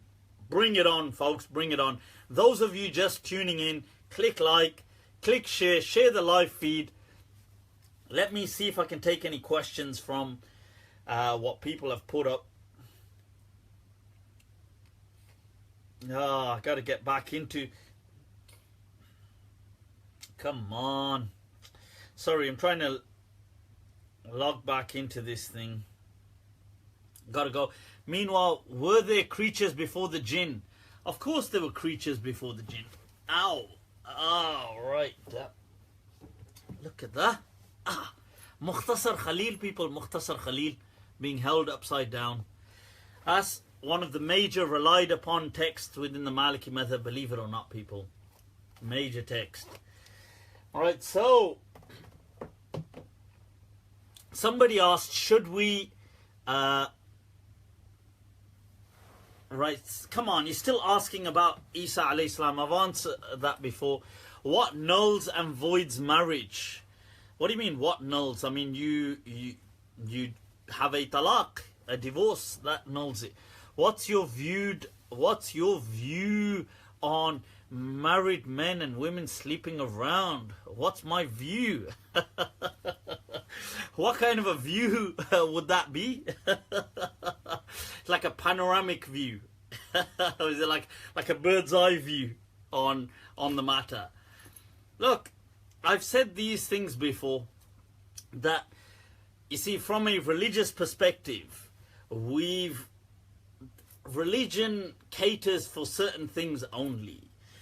Obviously, religion condemns things like, let's say, adultery and stuff like this, but it is a common it is a can we say it is a fact? It is very commonplace that that's what people are doing, because that is the greatest human instinct that we have as human creatures. So the question is, well, okay, it's wrong. What solutions does Islam have? That's the kind of question, really. No picture or volume. Amani, no picture? Is that? ¿Qué estás diciendo? Why is there no picture or volume? I'm just trying to bring up some of these other questions that were asked as well. Somebody said about slavery in Libya. That is an abomination, people. It is absolutely disgusting that slavery should exist. There is no way in Islam that it would be tolerated. And it should be, it should have the international condemnation. And as far as I'm concerned, it should be immediately kind of, this matter should be seen to, rectified in whatever ways by their local authorities or by the international community. Why stay in a marriage with cheating? I don't know. Adonis, are you about to tell us? Chaudhry Shams Suleiman, check inbox. Well, I can't right now. Right. Okay, so let me check the next question. Today we see many Muslims calling themselves Salafis, but did the early scholars ever call themselves this? No, of course not. Salafis today is a modern term, on reasonably modern, from the last century, and it's used commonly by the people who are Wahhabis, but it wasn't initially used by them. It was initially used by a lot of the great scholars from Egypt and some of the Azhariyin. They actually introduced this term. People like Muhammad Abdu, people like Rashid Rida and other people. But then it was adopted by the Wahhabiyya, but then they kind of championed it and it became their term. So it is their term today, as in that's what people understand when you use that word. Right, what are your thoughts on the issue of referring to God as Allah or Khuda in Urdu? I think it's absolutely fine to call God. You can use the word God, you can use the word Khuda, you can use any and all of these words. I think it's wrong to condemn people to say, why do you use the word God? Why not? Allah simply means God, right? There's nothing, the non-Muslim Arabs used to all use that word. They all used the word Allah. Even today, non-Muslim Arabs will still use the word Allah. So this isn't some kind of, Muslims don't have a monopoly on God. Okay? Now, somebody asked me the question. Here's an interesting one.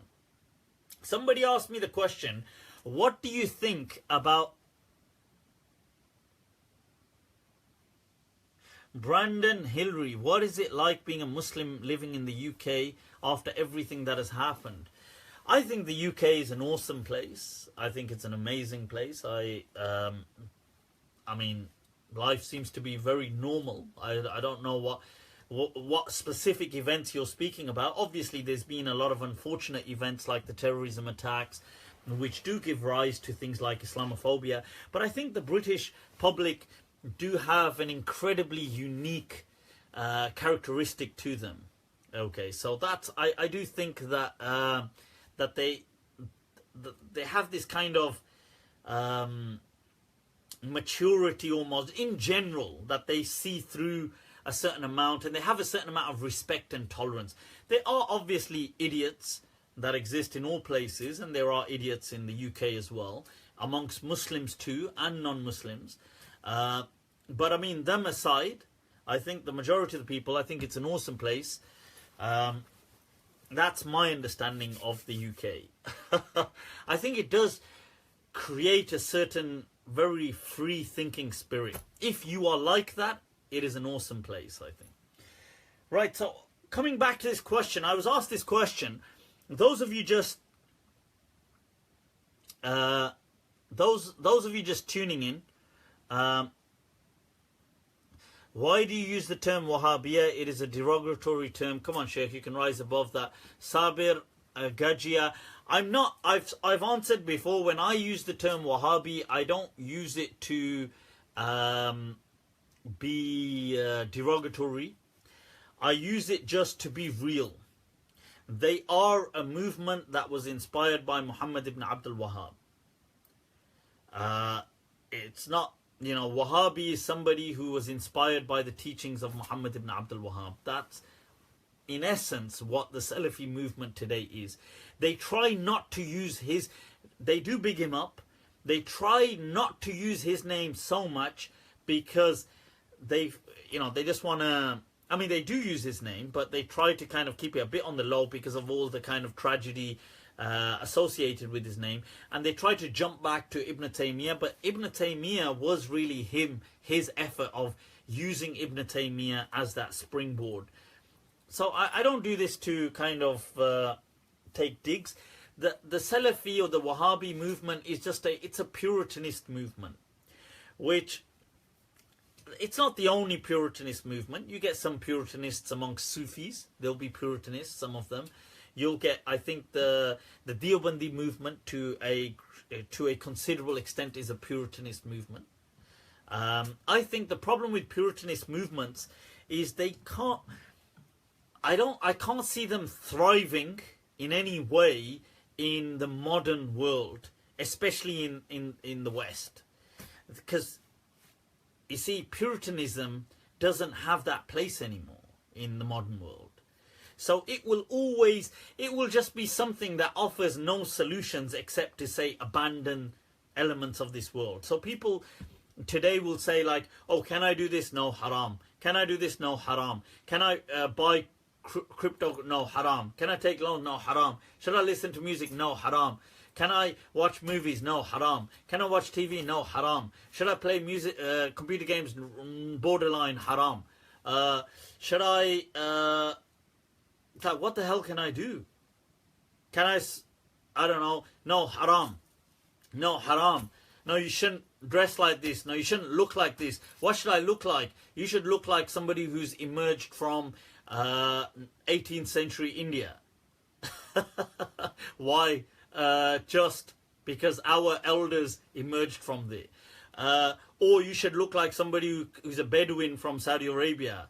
Why would I want to look like that? Just because it's abandonment of this world. Sheikh, what do we have to say about artificial intelligence? No. What do we have to say about... You see, you don't have a solution for the world. You just have a disengage. That's not going to work for most people. Most people don't want to disengage. They want to engage with the world, for God's sake. Most people love to engage in the world. This is life. Live it. Hell yeah. That's what I'm talking about. What is it? Esta vida me encanta. I love this life. But what, having this approach that, look, your life is really after death. That's a very morbid kind of... It won't work on a general scale. It'll work with a few people. It'll work with a cult-like following. But it won't work with the majority of the people. Because religion then, to them, this is useless. It has no solution to people's problems. It just has disengage. What do I need that for? I'd rather enjoy life. The Lord, Allah says, قُلْ مَنْ حَرَّمَ زِينَةَ اللَّهِ الَّتِي أَخْرَجَ لِعِبَادِهِ. Who made these blessings which I have given to my servants haram? Who? Allah is asking, who is it? Who? This is the thing. That, who are you? ¿Quién eres tú? Who are you? How dare you make the blessings of Allah haram for people? So, anyway, that's on Puritanism. I have an absolute distaste for Puritanism. I feel you should be in the world as part of the world. Right now, I was asked an interesting question, and that was on things like,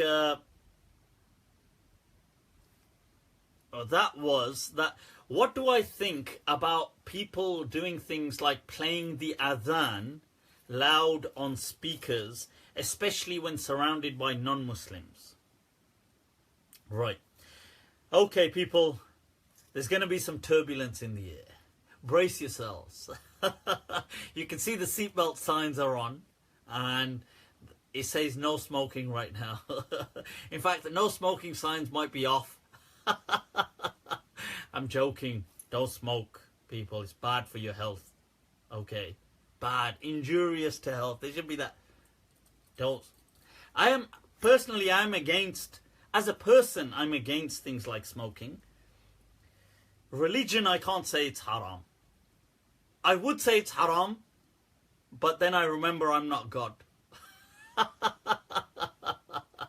So, I remember my own reality that I don't have the authority to make it haram.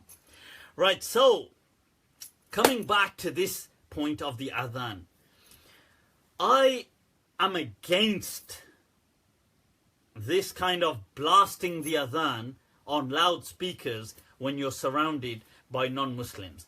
This is not Islam as far as I'm concerned. This is not Islamic, right? You can say the Adhan. If you want to say it. But you don't need to blast it on several speakers. You don't need to do these things, right? Look, if people want it, that's up to them. But I feel, personally, I would say even if it was a Muslim country, it's wrong. It's not... You don't need to constantly tell... People ain't dumb. They know it's time for Salat. Right? So, everybody has a watch nowadays. People are like, oh, but in big cities, people don't know the time. Yeah, well, they've got a watch. They can set an alarm. They've got a mobile phone. Right? They can set an alarm. They've got timetables. They've got calendars. Right? You need to stop this. There was this thing in India... And look, I don't agree with what... There was this singer, Sonu Nigam, who had said that he made some tweet about... and I don't agree with his kind of tweet, and I don't agree with his approach. And I condemn any and all of this religion impositionist attitude. Whether it's Hindu, whether it's Islamic, whether it's just people blasting things like music real loud. This thing is wrong. You need to stop it. And people need to stop being so insecure. If I was in charge, I would fix those such Mulvis or anybody that try to... This is the first thing. I would rip the speaker systems out. And seriously, I find it like a mockery of Islam that it's shoved down people's throats. You have what I'm saying is, look, you have no right to... It's not loud music. I'm saying anything disrupting people's peace. Like if you are blasting, like let's say during the night or early morning or even during the day, if you are doing something repetitively, one-off, people, that's different. One-off, somebody could be making an announcement, okay, but if you're doing every day something in the name of God, this is wrong. I disagree with this, blasting the Adhan through loudspeakers. In cities, I disagree with it, whether it's Muslim, and even more so in non-Muslim atmospheres, because it's not even their religion. So you see, look, loud music, I'm not saying loud music is forbidden. What I'm trying to say is being a nuisance is wrong. Now you can use anything to be a nuisance, right? Like I could use loud music. So if I'm a neighbor late at night blasting music and disturbing the neighbors, that's wrong. Maybe as a one-off, somebody had a party, they had a birthday, they had something. But if this is happening all the time, that's wrong. What's wrong is wrong, goddammit. And if a person, likewise, if mosques are using these things to blast the adhan, that's wrong. I know they think that we're doing something Islamic, but they're not doing something Islamic. So that's my understanding. I actually condemn that people do. Obviously, they're not going to listen to me, but I'm just being very honest about this. I think they should do the adhan. They should do the adhan as the Prophet taught the adhan. He taught the adhan to say it with your mouth. People say, yeah, but today we've got speakers. Yeah, but so? The Prophet could have said, oh, say the adhan at the top of your voice or by any means necessary to amplify your voice. He never said that. So today we may have speaker systems, but we've also got watches. We've also got alarms. We've also got mobile phones. We've got timetables, calendars. So that's just to chill, inshallah. Okay, so just to Suleiman Khan, behave, stop trolling my thing. Mate, you're drunk. Wouldn't you like to know? Right, so I'm just saying it as it is. You got to sometimes be open. You got to challenge the issues.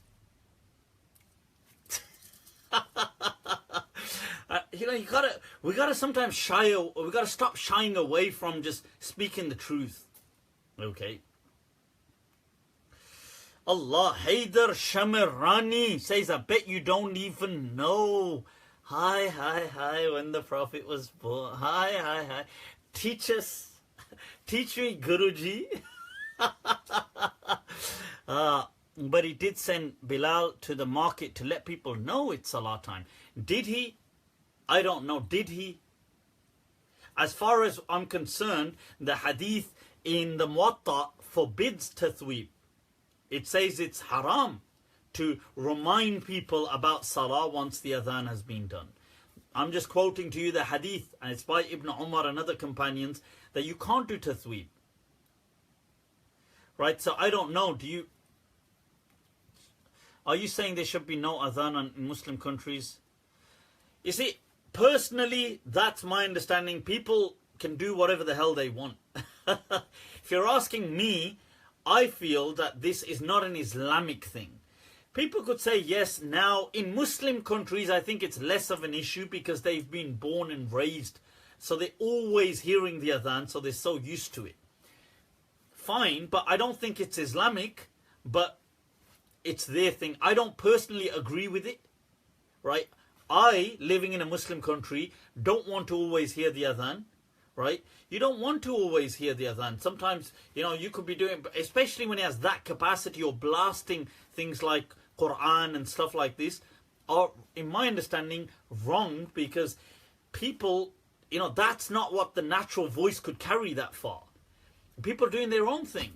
Like I'm sitting on a toilet, for God's sake, in a Muslim country, trying to just enjoy relieve myself, and I'm having to hear verses of the Qur'an. I don't want to hear verses of the Qur'an right now.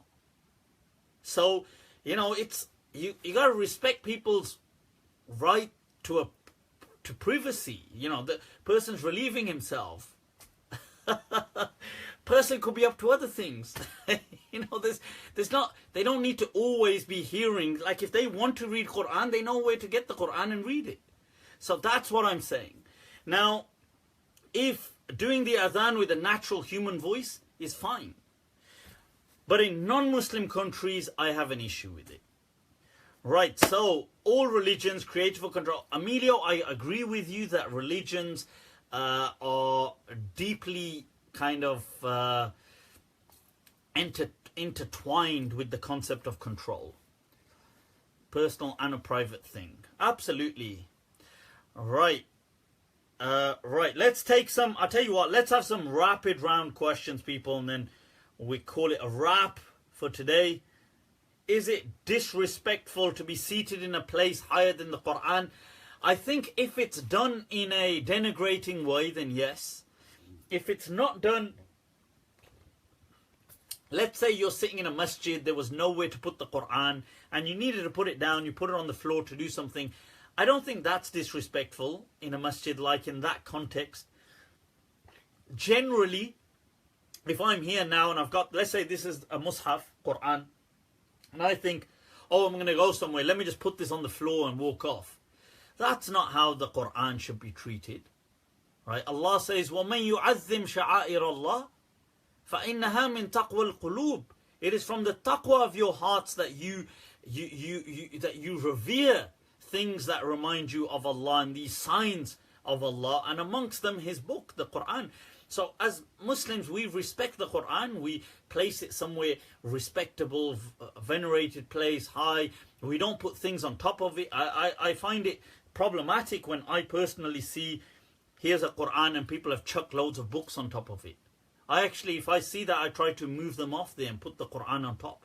It is the book of Allah, it is dear to us as Muslims. Okay, so we should always have love and respect for the book of Allah as Muslims. Don't just kind of throw it around, don't kind of put things on it, don't unnecessarily write on it and stuff like this. Have that kind of respect for it at the end of the day. It is a special, you know, it is as dignified as something could ever be within Islam. So that's what I would say. I don't believe that turning your back to it is disrespectful. That in my understanding is not, you know, it isn't disrespectful, it isn't haram, like having your back, like let's say my back is to these books right now. I think that's more an Indo-Pak thing that they've come up with. Fair enough, it might have been their culture, but I don't think generally that's seen as disrespectful. I don't think you're, like if there was, let's say there was the Qur'an on, you can't see, but there's shelves here in front of me. Alright, now, let's say the Qur'an was on those shelves. Can I now point my feet towards there and towards these shelves? Of course you can. You know, you can be normal and natural.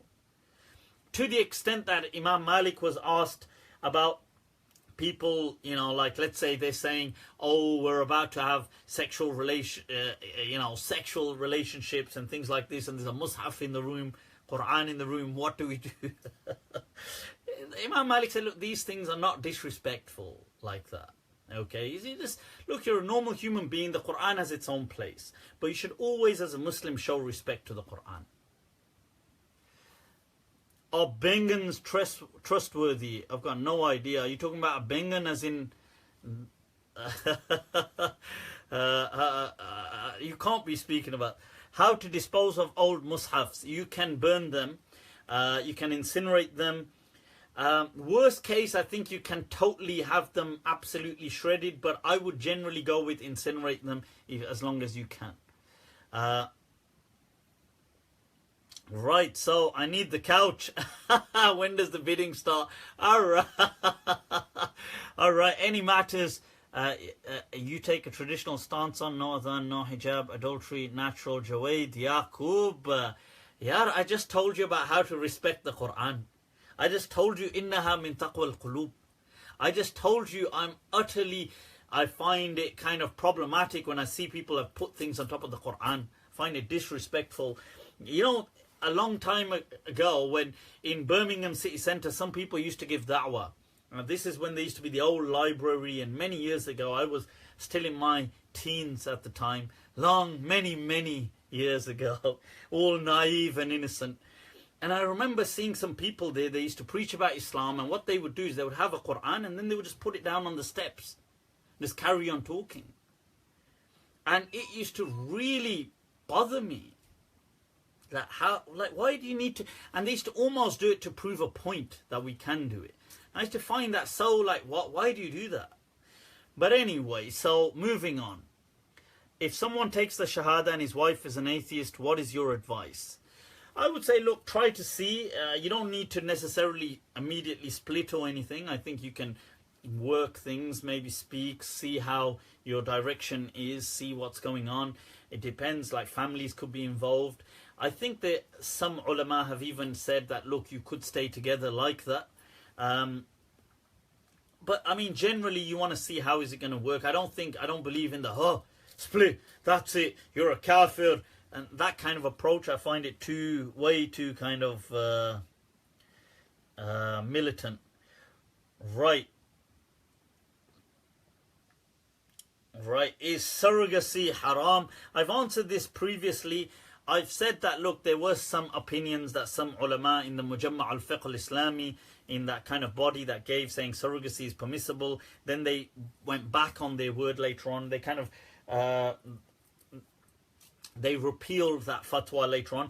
I would say it is permissible if there was a need, okay, and provided everybody was on board. And it's a more complicated issue, so we'll need another time to deal with that. God, right. So did women learn directly from the Prophet? Of course they did. Women learnt directly from the Messenger of Allah sallallahu alaihi wasallam. There were no barriers in the mosque. There were no kind of curtains. They used to come, they used to pray, they used to talk, they used to be very natural. Okay, so, right guys, I think we're going to have to call it a wrap. Any interesting... What is meant by disobeying one's parents? You see, disobedience to parents, I've answered this previously, really requires a lengthy response. It's about, it has to be within reason, this whole obedience, disobedience. It doesn't mean anything. It's not like your parents say stand on one leg and you have to stand on one leg, or they say you have to divorce this wife and you have to divorce her if it's a man, or if you have to... These things do not apply. It's really in those matters that are like helping them, taking care of them and stuff like this. Okay.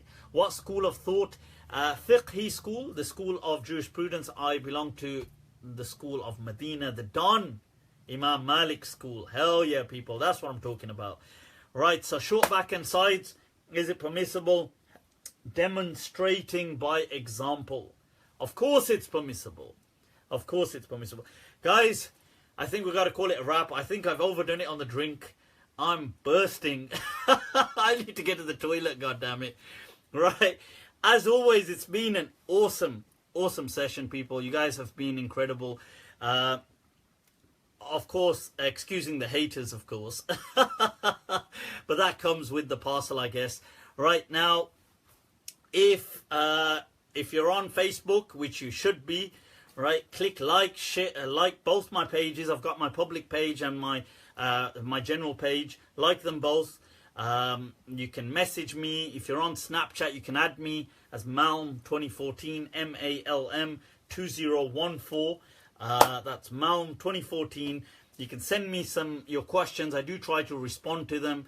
I will try to respond with more snap wires as well. I've been, I suppose, recently just doing, just distracted in my own world. But I am going to try to do more snap wires and stuff like that in between all these TV series. No. Right, that said, guys, inshallah, take very good care of yourselves.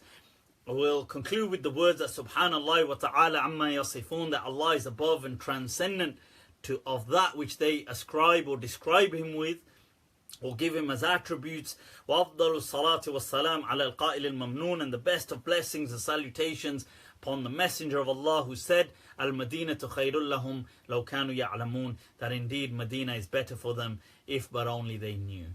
With that, take very good care of yourselves, people. Assalamu alaikum wa rahmatullahi ta'ala wa barakatuh.